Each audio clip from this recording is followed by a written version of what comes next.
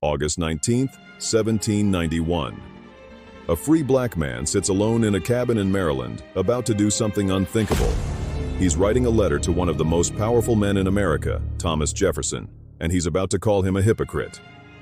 This is the story of Benjamin Banneker, a self-taught genius who helped design America's capital city, then dared to challenge the man who wrote "All men are created equal," while owning over 600 human beings.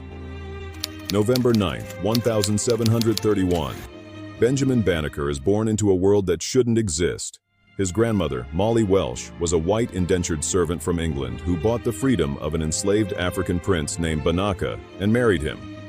In colonial Maryland, this is scandalous, dangerous, and technically legal. Because of this unlikely union, Benjamin is born free in a slave society. But freedom on paper doesn't mean opportunity. In 1731, 90% of black people in Maryland are enslaved. Benjamin can't attend school, he can't own property in some counties. He exists in a legal gray zone, too black for white society, too free for the system built on slavery. But Benjamin has something rare, a grandmother who can read. Molly Welsh sits with him every night, teaching him letters from the family Bible. It's the only book they own. By age 12, Benjamin can read better than most white men in the county. But then, his formal education ends.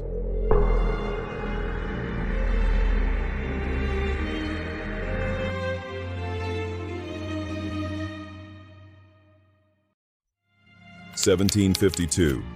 21-year-old Benjamin Banneker sees something that will change his life forever: a pocket watch. He's never seen one before. He borrows it, takes it apart, and studies every tiny gear, every spring, every mechanism. He sketches each piece. And then, he has an impossible idea. With no training, no teacher, and only hand tools, Benjamin Banneker decides to build a clock. Not a sundial, not a water clock. A fully functioning striking clock made entirely of wood, carved by hand. It's never been done in America. Most people think it's impossible. For 2 years he carves. He fails. He starts over. He teaches himself mathematics, ratios, gear mechanics, all from borrowed books he reads by firelight. His neighbors think he's wasting his time. Some think he's gone mad. But Benjamin can see it in his mind. Every gear, every movement, every chime. 1753. The clock works. It keeps perfect time. Every hour, it chimes. Benjamin Banneker has created America's first wooden striking clock, and it will run for over 50 years. Word spreads. The black clockmaker of Maryland becomes famous. But fame for a free black man in colonial America is a double-edged sword. Benjamin realizes something crucial. His brilliance makes him visible. And visibility for a black man in 1750s, Maryland can be deadly. He could be kidnapped and sold into slavery. His property could be seized, so he retreats. He stays on his farm, tends his tobacco, and teaches himself everything. 1771. Benjamin's life changes again when a Quaker family moves nearby. The Ellicotts don't care about his skin color, they care about his mind. George Ellicott lends Benjamin books on astronomy, mathematics, and surveying. For a self-taught genius who's been starving for knowledge, it's like finding water in a desert. Benjamin is 40 years old. Most men would say it's too late to start over. But Benjamin teaches himself advanced astronomy and mathematics. He calculates the positions of stars, predicts eclipses, tracks the movements of planets. He sleeps during the day and watches the sky all night, filling notebook after notebook with observations and calculations. By the 1780s, Benjamin Banneker has become one of the most knowledgeable astronomers in America. But there's a problem. Who will publish the work of a black scientist? No one has ever printed an almanac written by a black man. Benjamin needs a miracle. He writes, he calculates, he predicts the weather, the phases of the moon, the best times to plant crops. He compiles it all into an almanac. And publishers reject it. Again and again. Not because the science is wrong, but because the scientist is black. Finally, abolitionists take notice.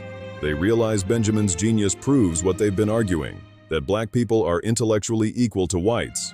It's 1791, and Benjamin Banneker is about to become famous. But first, he's about to help build a nation's capital. February 1791. Benjamin Banneker, now 60 years old, receives an extraordinary offer. President George Washington has commissioned a new capital city to be built on the Potomac River. They need surveyors, and Andrew Ellicott wants Benjamin to join the team. It's unprecedented, a black man helping to design America's capital while slavery is still legal. Benjamin arrives at the site that will become Washington, D.C.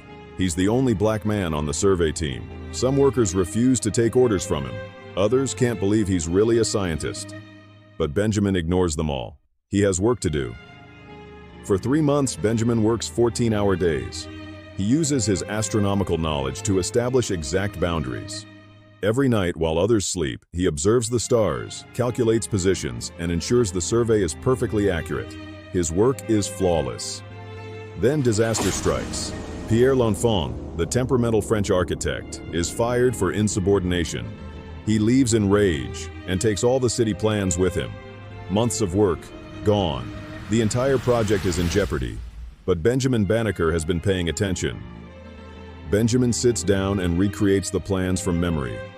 The streets, the angles, the placement of government buildings. He's seen it all, remembered it all, calculated it all. In a matter of days, he saves the project. Washington, D.C. will be built in part because a self-taught black astronomer has a perfect memory and an extraordinary mind. But Benjamin can't celebrate. All around him, enslaved people are doing the backbreaking labor, building a capital for a nation that claims all men are created equal. The irony is suffocating, and Benjamin knows exactly who to hold accountable. August 19, 1791. Benjamin Banneker returns home from surveying the capital. He's exhausted. He's 60 years old. He could rest on his laurels. He's famous now, respected, published. But Benjamin can't stay silent. He writes a letter to Thomas Jefferson, the man who penned the Declaration of Independence. Sir, I freely and cheerfully acknowledge that I am of the African race, and in that color which is natural to them of the deepest dye. It is because of my complexion that I must remind you of that time when you clearly saw the injustice of slavery. How pitiable is it to reflect that you should at the same time counteract his mercies by detaining by fraud and violence so numerous a part of my brethren under groaning captivity and cruel oppression. You should at once be found guilty of that most criminal act which you professedly detested in others. Benjamin is calling out the most powerful intellectual in America for hypocrisy. It's dangerous, it's unprecedented, and he doesn't care. He includes a copy of his almanack, proof that a black mind can equal any white man's. He seals the letter, and he waits. 17 days later, Jefferson responds. Benjamin opens the letter, his heart pounding. Jefferson's reply is complicated. He praises Benjamin's work, admits to his talents, sends the almanac to Paris. But he doesn't address the slavery question. He doesn't free his enslaved people. He doesn't change. Within years, Jefferson will write in his notes on Virginia that black people are intellectually inferior, even after corresponding with Benjamin Banneker. The cognitive dissonance is staggering. For 6 years, Benjamin publishes his almanac. It becomes a bestseller. Abolitionists distribute thousands of copies as proof that black people are intellectual equals. Benjamin's essays against slavery are read across America and Europe. He becomes the most famous black scientist in the world. Benjamin never stops working. Even as his eyesight fails, he continues calculating celestial movements, predicting eclipses, and writing about justice. He runs his farm alone, refusing offers to move into town. The stars are clearer from his cabin. October 9, 1806. Benjamin Banneker dies at age 74. During his funeral, his cabin catches fire. His wooden clock, his journals, his life's work. Nearly everything burns.